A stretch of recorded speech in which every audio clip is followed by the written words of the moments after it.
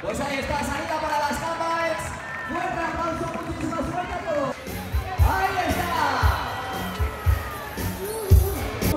La gente del Deporteando, la gente de un año íntegro.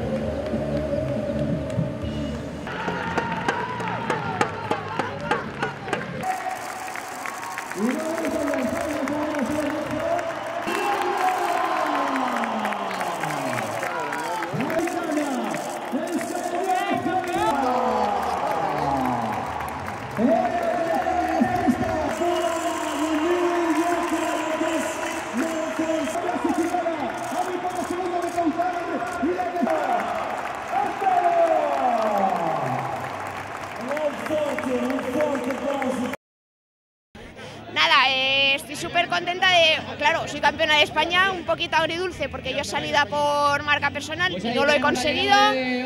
Siempre te la juegas y al parecer me la he jugado un poquito demasiado y muscularmente al final la verdad es que ha sido muy duro.